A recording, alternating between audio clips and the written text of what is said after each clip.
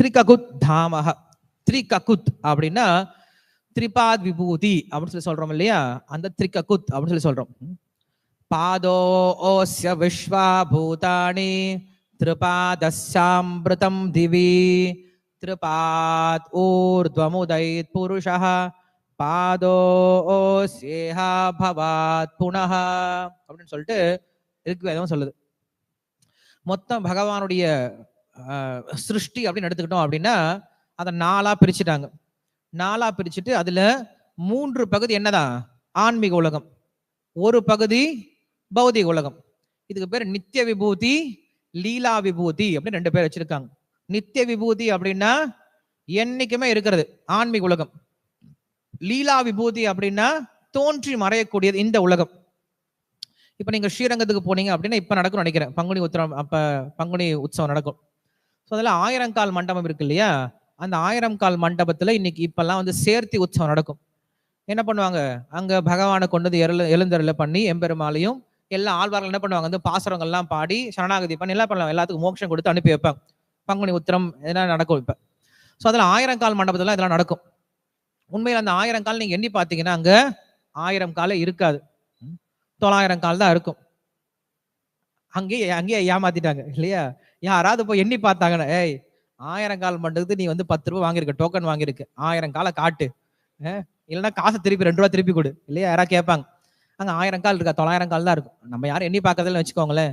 ஏன் அப்படி 1000 கால் மண்டபம் பேர் வச்சிருக்காங்க அப்படின்னு பாத்தீங்கன்னா, இப்ப நீங்க பங்குனி உத்திரம் போனீங்கன்னு வச்சுக்கோங்களேன், 100 கால்களை வச்சு பனை மரம் இருக்கு இல்லையா, அந்த பனை மரத்தை வச்சு என்ன பண்ணுவாங்க, 100 பனை மரத்தை கொண்டு வந்து வச்சு அங்க வந்து ஒரு தற்காலிகமா ஒரு கூடாரம் போடுவாங்க, ஒரு பந்தல் போடுவாங்க. அந்த பந்தலுக்கு கீழே என்ன பண்ணுவாரு, பகவான் வந்து எழுந்தருள்வார். அங்கதான் வந்து எல்லாத்துக்கும் மோட்சம் கொடுப்பார், எல்லாத்துடைய பாசுரத்தையும் கேட்பாரு, எல்லா லீலைகளும் நடைபெறும். 1 மாசம் உற்சவம் நடக்கும். 1 மாசம் உற்சவம் நடந்து என்ன பண்ணுவாங்க, எல்லாத்தையும் மறுபடியும் கலைச்சு போட்டுருவாங்க. இதுதான் இந்த உலகம். சரி, இந்த உலகம் எப்படிப்பட்டது, பகவான் இந்த உலகம் வரதுக்காக என்ன பண்றாரு, இந்த உலகத்தை சிருஷ்டி பண்றார். உலகத்துக்கு வரார், நிறைய லீலைகளை பண்றார். லீலைகள் எல்லாம் முடிச்சு என்ன பண்றாரு, இந்த உலகத்தை மறுபடியும் போட்டி கட்டிட்டு கிளம்பி போயிடுறார் இல்லையா. கடையை திறந்து வைக்கிறார், வியாபாரம் பண்றார், வியாபாரம் முடிச்சுன்னே கடையை முட்டு போயிடுறார் இல்லையா. சோ அது போலதான் இந்த உலகம் லீலா விபூதி. லீலைகள்லாம் யாருடைய லீலை பண்றதுக்கு, பகவான் லீலை பண்றதுக்கு. ஆனா நம்ம என்ன பண்றோம், இந்த உலகத்துல வந்துட்டு எல்லாருமே நம்ம லீலைகளை பண்ணிட்டு இருக்கோம். நம்ம நினைச்சிருக்கோம் இந்த உலகம் எனக்காக தான் இருக்கு, நான் சந்தோஷமா இருக்கிறதுக்கு தான் இருக்கு, இந்த உலகத்தை ஆண்டவன் படைச்சா என் கிட்ட கொடுத்து அனுபவிடான்னு அனுப்பி வச்சான் அப்படின்னு நினைச்சிட்டு இருக்கோம். இதுதான் மாயைன்னு சொல்லி சொல்றோம், இதுதான் அறியாமைன்னு சொல்லி சொல்றோம். இந்த உலகமே எதுக்காக இருக்கு அப்படின்னா அவனுடைய சந்தோஷத்துக்காக மட்டும்தான் இருக்கு. அதனால வந்து இங்க இதுக்கு பேர் லீலா விபூதி அப்படின்னு சொல்லி சொல்றாங்க.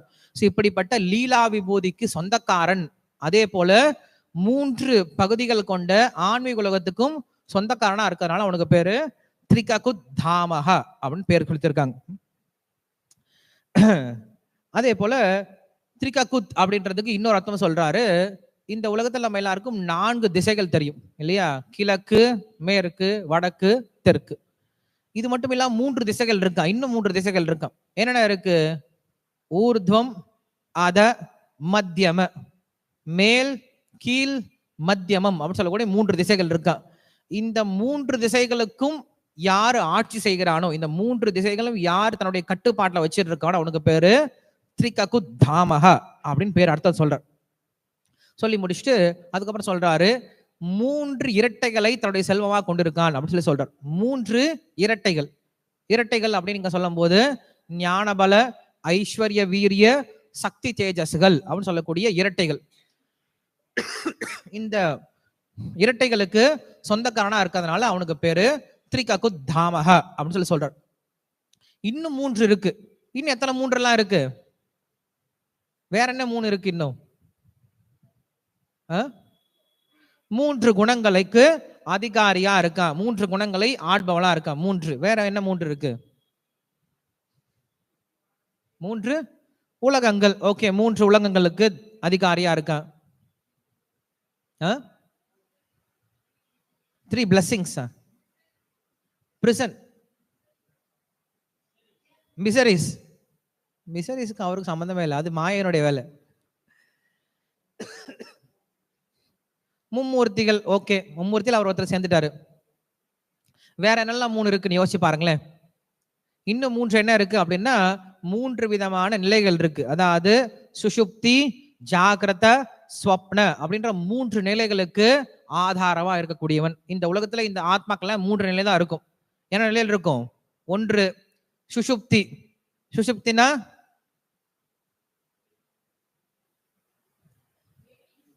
முழிப்பு இல்லையா? சுஷுப்தி. தென் வேக்கிங் ஸ்டேட் கிடையாது. சுஷுப்தினா தூங்குறது இல்லையா? நீங்க என்ன தூங்க வச்சிருவீங்க? சுஷுப்தி அப்படின்னா தூக்கம். ஜென் ஜாகிரதா அப்படின்னா என்னது? முழிச்சிட்டு இருக்கிறது. மூன்றாவது ஸ்வப்ன என்னது? கனவு. எல்லாரும் இந்த 3ல தான் இருப்பாங்க. ஒண்ணு நல்லா தூங்கிடுவாங்க, இல்லைன்னா முழிச்சிட்டு இருப்பாங்க, இல்லைன்னா என்ன பண்ணுவாங்க? கனவு கண்டிருப்பாங்க. நம்மளாம் மேக்சிமம் இந்த கனவுல தான் இருப்போம். அப்படியே உட்காந்து யோசிச்சுட்டே இருப்போம். இப்படி மட்டும் இருந்திருந்தேன்னா நான் இப்படி பண்ணியிருப்பேன், இது மட்டும் எனக்கு கிடைச்சிருந்தா நான் இப்படி பண்ணியிருப்பேன், இது மட்டும் நான் ஆயிட்டேன்னு வச்சுக்கோங்களேன், இப்படி ஆயிடுவேன். கனவு கண்டுகிட்டே வாழ்க்கையெல்லாம் போயிடுது இல்லையா?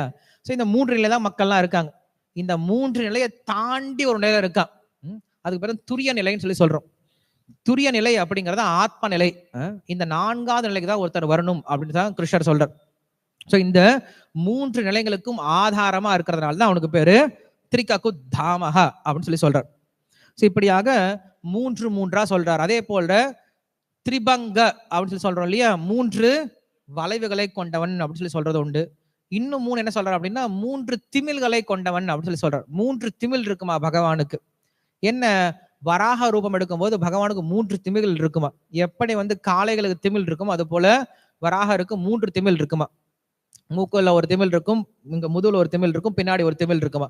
ஸோ நீங்க மாடுக்கு பாத்தீங்கன்னா 2 திமில் இருக்கும். அட்லீஸ்ட் இங்க ஒண்ணு இருக்கும், பின்னாடி 2 இடத்துல பல்ஜா இருக்கும், 2 திமில்கள் இருக்கும்.